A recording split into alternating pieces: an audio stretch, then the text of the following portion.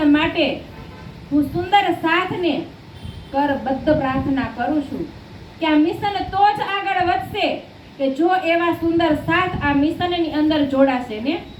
આ જો નિજાનંદ સંપ્રદાયની અંદર એવી વિશ્વવિદ્યાલય બનવા જઈ રહી છે ને કે જેની અંદર વિના મૂલ્યે બાળકો પ્રશિક્ષણ પણ પ્રાપ્ત કરશે, એવી ડિગ્રીઓ પણ પ્રાપ્ત કરી અને જુઓ એને કઈ ઊંચાઈ ઉપર લઈ જાવીને એ આજ સ્વામીજીનું એ મિશન હશે. કેવા વિદ્વાનો ત્યાં તૈયાર થશે, બધાય ધર્મશાસ્ત્રનું એ મંથન કરી અને તારતમ વાણીનો પ્રચાર કેવી રીતના સંસારની અંદર કરવો ને એના માટે જુઓ એ આજ કાર્ય કરી રહ્યા છે. આજે આપણે માતાઓને પણ કહી રહ્યા છે કે શીખ ધર્મની અંદર બબ્બે દીકરાઓ હોય ને તો એનો એક દીકરો હંમેશા ધર્મની ઉપર સમર્પિત હોય અને એક દીકરો ઘર કાર્યની અંદર એ ઘરને સંભાળે. તો આજ આપણે સ્વામીજી કહે છે કે તમારું એક બાળક એવું મને આપો અને એ બાળક જે તમે એક સાધારણ બાળક આપ્યું હશે ને એને હું તમને એવું રત્ન બનાવીને આપીશ કે જે તમારા ઘરની અંદર કદાચ લાખો અને કરોડોની ધન સંપત્તિ કમાય અને જે પ્રતિષ્ઠા પ્રાપ્ત થશે ને એ તો અહીંની હશે, પણ આ તો એનું જીવન પણ સાર્થક થઈ જશે અને 14 લોકની અંદર પણ જો એ ધન્ય થઈ જશે. તો એવા બાળક કે આજ કીધું કે એવી એક આયુર્વેદિક કોલેજ પણ ત્યાં બનવાની છે જેની અંદર એવા ડોક્ટરોની પણ જરૂર છે કે જે પણ સેવા આપી અને બાળકોને તૈયાર કરે. તો એ પણ એક સેવાનું જ કાર્ય છે ને, જેની ઔષધિઓ આજે પણ મધુરમ ફાર્મસીની અંદર એક નવી જે નારી સશક્ત માટેની આયુર્વેદિક દવા આપીને એ ઇન્સ્ટાની અંદર છે કે જો એ આજે આપણે નારીની અંદર જે તત્વ ઘટતા હોય ને તો એને કેવી રીતના આપણે શુદ્ધિકરણ કરવું, તો એની ઔષધિ પણ બની ગઈ ત્યાંથી. ને ત્રિફલા કે જેનું તો કીધું કેટલું સરસ રિઝલ્ટ કે સતત એનું સેવન 12 વર્ષ સુધી કરો ને તો સ્વામીજી કહે છે કે તમારી અંદર કોઈ રોગ પણ થતા નથી અને કેન્સરને પણ એ નાબૂદ કરી દે છે અને પ્યોર જેની અંદર કોઈ પણ જાતનું મિશ્રણ નહીં.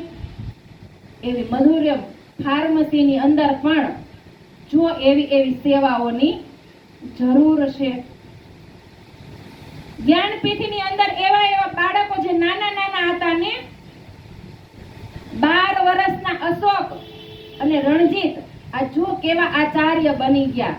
સંગીતની અંદર રણજીત કેવા મેડલો પ્રાપ્ત કરી અને આજ તારતમ વાણીને શાસ્ત્રીય ભાષાની અંદર એ કેટલો પ્રચાર કરી રહ્યા છે. આજ અશોક કેટલો શાસ્ત્રનો જાણકાર કે જેની અંદર જો એક શાસ્ત્રની એને ખબર હોય. શ્રવણ જે પણ કેવો સંગીતકાર બની ગયો ને આજ આપણા બાળકને આપણે ઘરે શું શીખવ્યું? અધ્યાત્મની સાથે સાથે ભૌતિક જ્ઞાન પણ એની પાસે બધું જ છે. આજ આપણા બાળકની પાસે ભૌતિક જ્ઞાન તો છે પણ અધ્યાત્મનું જ્ઞાન નથી ને. તો એના માટે ઈ ગુરુકુલમના ક્લાસ પણ દર અઠવાડિયે થાય છે 7:30 થી 8:30 વાગ્યા સુધી. નાના બાળકોને વાણી શું કહેવાય, ધર્મ શું કહેવાય એ સંસ્કાર એની અંદર આપવામાં આવે છે કે એક સુંદર સાથ બની અને સુંદર સાથનું શું કર્તવ્ય છે ને એ પણ એને ત્યાં શિક્ષા આપવામાં આવે છે. ડોક્ટર પ્રવીણની ઉંમર જુઓ કેટલી નાની છે અને આજ એને કેટલું ઉચ્ચ સ્તર ઉપર પ્રાપ્ત કરી લીધું ને. આ જો એ વિદેશની અંદર રહી અને આજે શું સંશોધનની અંદર એ લાગી ગયા છે, જેને 1 મહિનામાં 5 લાખ સેલરી આપતા હોય ને તો પણ એને ઠોકર મારી દીધી ને. અને જુઓ એ આપણા માટે એ કેટલી મહેનત કરી રહ્યા છે. આજે જે પણ જ્ઞાનપીઠની અંદર બાળકો છે ને એ બધાય, શ્રવણ તો એની માતાને એક જ પુત્ર છે પણ એ અર્પણ કરી દીધો. અશોક અને રણજીત એ 2 પુત્ર એની માતાએ એને અર્પણ કરી દીધા. આજ કન્યા ગુરુકુળની અંદર જે નાની નાની બાળાઓ છે ને એ પણ જોવો આજ કેવી વિદુષીઓ બનવા માટે શિક્ષા પ્રાપ્ત કરી રહી છે ને.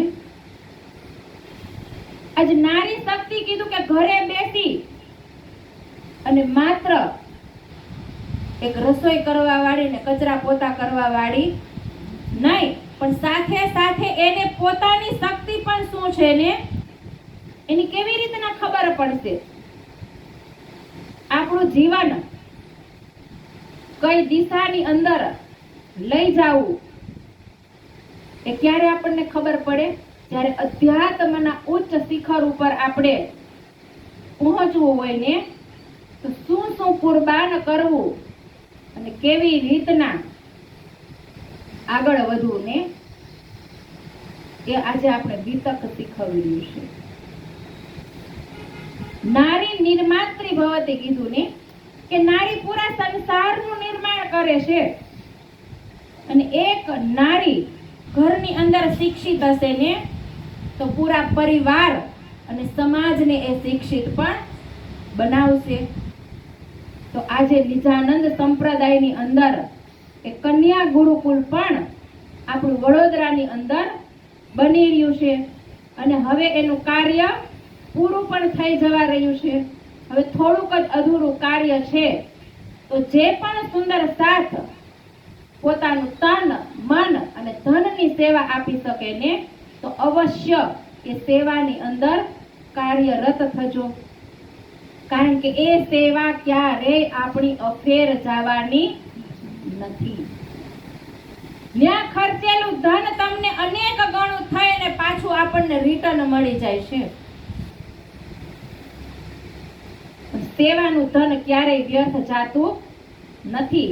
પણ એવા મનથી આપણે સેવા કરવી કે જે પૂરા સંસારને તારતમ જ્ઞાનની રોશની પહોંચતી હોય ને તો આપણે ઘર બેઠા એક સાહિત્ય તારતમ વાણીના કોઈ ગ્રંથને આપણે કોઈને આપવા નથી જવાના ને, એના પ્રચાર માટે આપણે ઘર ઘર સુધી તો નથી જવાના ને.